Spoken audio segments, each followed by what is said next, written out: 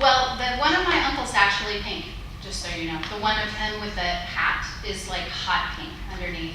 And all my paintings, so this series is kind of atypical for me in that I prime the back with a really bright color, and then I just work in grisaille. I just black, white, and grays over the top of it. So any color you see is actually just coming from the background. And I choose the colors for a couple of reasons. I choose them, you know how sometimes even black and white photographs have a kind of a hue to them, a tint? So I choose it for that, and then this is the really cheesy reason I choose it, because I think all paintings have a soul. And I pick the color that I think best suits their like innermost energy. That makes me sound really oogie boogie, but that's true, that's why I pick it. Because if you look at the paintings on the wall, you know the big one of my dad, you can actually see the color reflected on the wall. So it acts kind of like an aura to the painting. I had a question why there's like pink in the very left-hand corner of the big one of your dad, and then there's some in the bottom. Yeah, it just worked compositionally for me. I think when you push that back, it deactivates that space so your eye doesn't travel quite the same way.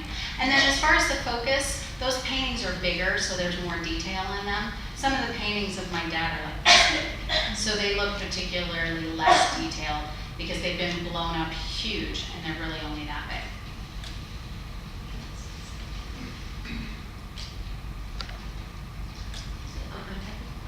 Yeah, sure. In terms of like your silk pieces, how do you go about taking the documents and then printing them on the silk? Were they printed or? Yeah, they're printed. And there's a Canadian company that does digital printing on silk that I worked with and no longer print on silk. So I actually am in this quandary because I want to make that piece huge. I want to make lots more documents. And I got to figure out how to do it. But it was just a company that I worked with to do it.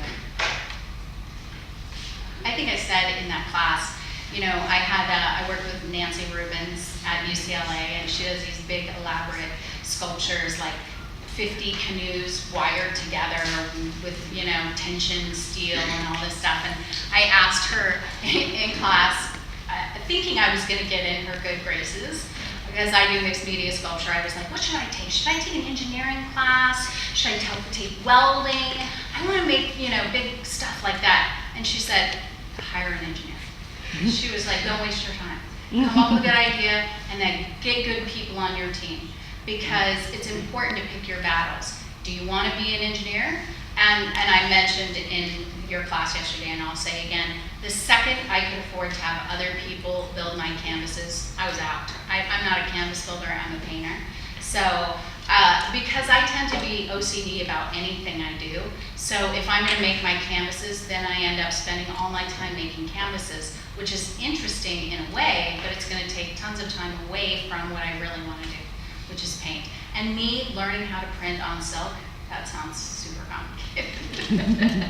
I do like printmaking them, but I can't even figure out where I would start that project.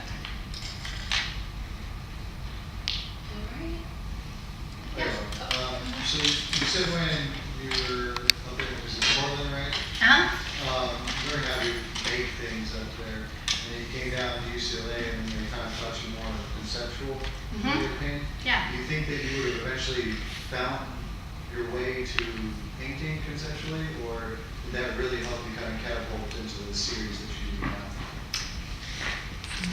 Say that again. So do you say it one more time? So up there you learned how to do all of the constructing, Right. the painting, the technical side of it. Yeah. Do you think that if you hadn't gone to UCLA and they kind of pushed you in that direction of conceptual painting, do you think you would have found it eventually as far as trying to express it? I think I probably would have, because like I said, I'm a contrarian by nature.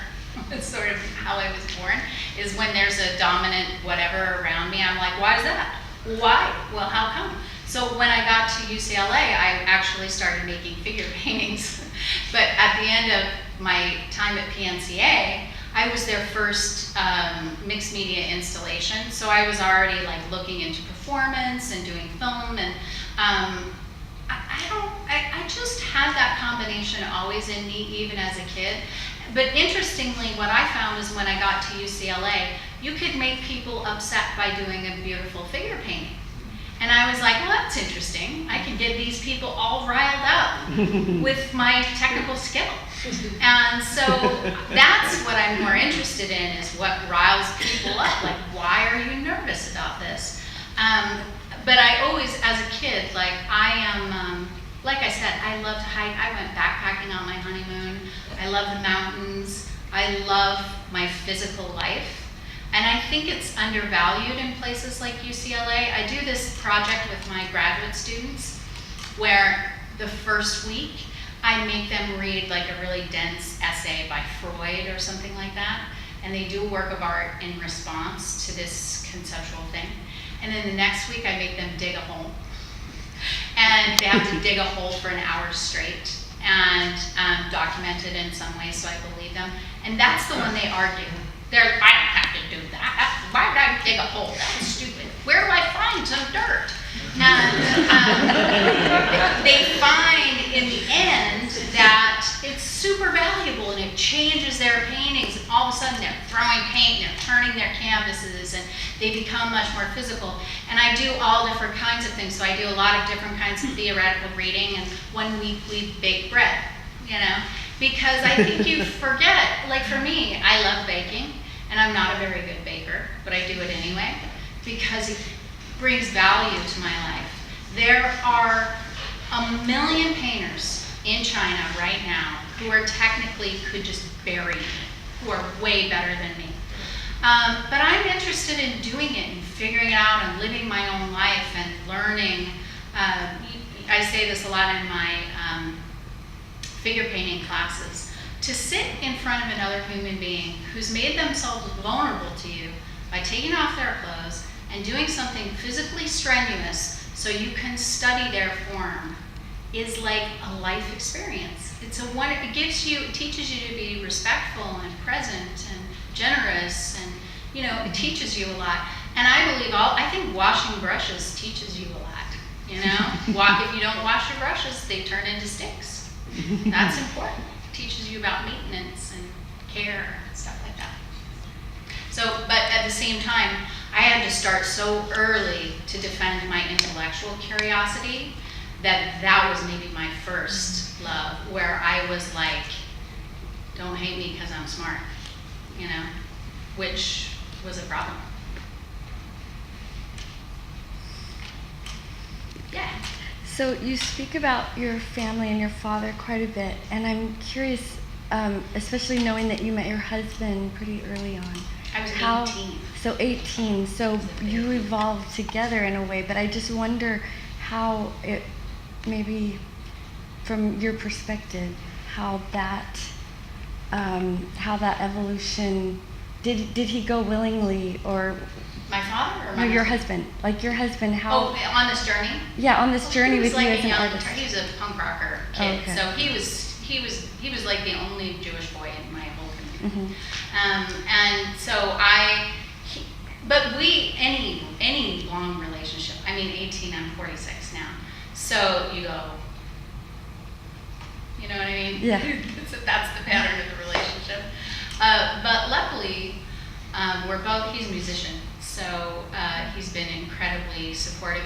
And more than that, though, because we've changed so much, I think on both of our parts is communication and being willing to learn and be willing to hear criticism from both sides. Because I probably used to be more, it took me a long time to say everything out loud, all this stuff. I wouldn't have given this exact same lecture 15 years ago. It would have been different. It would have been angrier, actually, in a way.